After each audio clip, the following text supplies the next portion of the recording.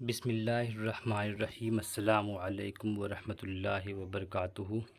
آج سے ہم لوگ لسانیات کا پیپر حل کریں گے۔ JSSC CGL میں لسانیات کے حوالے سے 4 ٹاپکس ہیں۔ پہلا ٹاپک ہے ہندوستانی کا ارتقاء، دوسرا ٹاپک ہے اردو کی پیدائش کے مختلف نظریات، تیسرا موضوع ہے جھارکھنڈ کی قبائلی اور علاقائی زبانیں، اور چوتھا ٹاپک ہے جھارکھنڈ میں اردو۔ سب پر ہم تفصیل سے بات کریں گے۔ آج کا موضوع ہے ہندوستانی کا ارتقاء۔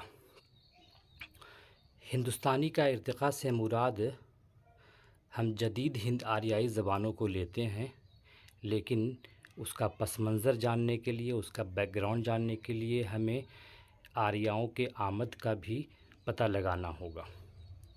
تاریخ کے مطالعے سے پتہ چلتا ہے کہ شروع میں آریا یعنی آرینز وسطی ایشیا میں آباد تھے، پھر انہوں نے ایشیائی کوچک یعنی ایشیا مائنر جو اب ترکی کا حصہ ہے کو اپنا وطن بنایا، پھر وہاں سے نقل مکانی کر کے اپنا مکان چینج کر کے جنوب مشرق کی جانب چل کر یہ لوگ 2500 قبل مسیح میں ایران پہنچے۔ قبل مسیح مطلب پہلے، مسیح مطلب عیسیٰ علیہ السلام، عیسیٰ علیہ السلام کی پیدائش سے پہلے، اور 1500 قبل مسیح میں ہندوستان کے شمالی مغربی خطے پنجاب میں وارد ہوئے۔ اس کا مطلب یہ کہ جب وہ ایران پہنچے تو وہاں انہوں نے تقریباً 1000 سال تک قیام کیا، اور اس کے بعد وہاں سے ہندوستان کے پنجاب کے علاقے میں آئے۔ دوسرے لفظوں میں ہم کہہ سکتے ہیں کہ آریا یعنی آرینز آج سے تقریباً 3500 سال قبل ہندوستان میں داخل ہوئے تھے اور پنجاب میں مقیم ہو گئے تھے۔ مطلب یہ کہ ابھی چل رہا ہے عیسوی ہے 2000 ادھر اور ادھر 1500 یعنی 3500 سال۔ رفتہ رفتہ یہ لوگ یہاں سے مشرق کی جانب بڑھتے گئے، اور جیسے جیسے وقت گزرتا گیا ان کی بول چال اور زبان میں بھی تبدیلی واقع ہوتی گئی۔ آریہ جب ہندوستان میں داخل ہوئے تھے تو ان کی زبان پر ایران میں بولی جانے والی زبان کا بہت گہرا اثر تھا، کیونکہ ایک اندازے کے مطابق ان لوگوں نے ایران میں تقریباً 1000 سال تک قیام کیا تھا۔ ہندوستان آنے پر ان لوگوں کی زبان بدلنے لگی اور اس نے دھیرے دھیرے ایک نیا روپ اختیار کر لیا، یعنی ایرانی سے انڈک یا ہند آریائی سانچے میں ڈھل گئی۔ ہند آریائی دور کو ماہرین لسانیات 3 ادوار میں تقسیم کرتے ہیں۔ پہلا دور ہے قدیم ہند آریائی دور، جو 1500 قبل مسیح سے 500 قبل مسیح تک پھیلا ہوا ہے، یعنی یہ پیچھے مڑے گا، قبل مسیح ہے اسی لیے۔ دوسرا دور ہے وسطی ہند آریائی، 500 قبل مسیح سے 1000 عیسوی تک پھیلا ہوا ہے، اور تیسرا دور ہے جدید ہند آریائی دور، 1000 عیسوی سے اب تک۔ تو یہ بیک گراؤنڈ کے طور پر ہم لوگ جان رہے ہیں، اصلی ہم لوگ پڑھیں گے جدید ہند آریائی دور 1000 عیسوی سے اب تک۔ آج کے ویڈیو میں ہم لوگ قدیم ہند آریائی دور پر باتیں کریں گے۔ قدیم ہند آریائی دور، ہند آریائی کا قدیم دور 1500 قبل مسیح سے 500 قبل مسیح یعنی پورے 1000 سال تک قائم رہتا ہے۔ یہ دور آریوں کی قدیم زبان سنسکرت کی نمائندگی کرتا ہے، مطلب اس زمانے میں سنسکرت بولی جا رہی تھی۔ اس دور میں علاقائی سطح پر سنسکرت کی کئی شکلیں نمودار ہو جاتی ہیں۔ سنسکرت زبان کے سب سے بڑے قواعد نویس پاننی کا تعلق بھی اسی دور سے ہے۔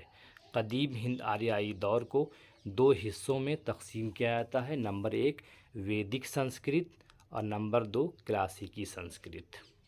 نمبر 1 آتے ہیں ویدک سنسکرت پر۔ قدیم ہند آریائی دور میں ہندوستان میں شمال مغرب تا مشرق جس زبان کا ارتقاء اور فروغ عمل میں آیا اسے سنسکرت کہتے ہیں۔ سنسکرت کے سب سے قدیم نمونے ہمیں ویدوں کی زبان میں دیکھنے کو ملتے ہیں، اسی لیے اس زبان کو ویدک سنسکرت کہا جاتا ہے۔ سب سے قدیم وید رگ وید ہے، جو ہندوؤں کی مقدس کتاب ہے۔ اس کے علاوہ اس دور میں 3 اور ویدوں کا ذکر ملتا ہے، جن کے نام ہیں سام وید، यजुर्वेद और अथर्ववेद। इन वेदों की ज़बानों में थोड़ा बहुत फ़र्क पाया जाता है, लेकिन सबकी ज़बान संस्कृत है। नंबर 2 है क्लासिकी संस्कृत। वैदिक संस्कृत जब तबक़े ख़ास लोगों की ज़बान बन जाती है तो उसका रिश्ता पब्लिक से, आवाम से टूटने लगता है और उसकी जगह क्लासिकी संस्कृत ले लेती है। वैदिक संस्कृत के बाद संस्कृत की दूसरी शक्ल क्लासिकी संस्कृत का इर्तिक़ा अमल में आया। संस्कृत ज़बान में जब अदबी तसानीफ़ यानी लिखने पढ़ने का सिलसिला शुरू हुआ तो ये क्लासिकी संस्कृत कहलाई। क्लासिकी संस्कृत अदबी ज़बान थी, लिटरेरी ज़बान थी। महाभारत और रामायण जैसी तसानीफ़ क्लासिकी संस्कृत में ही तख्लीक की गई।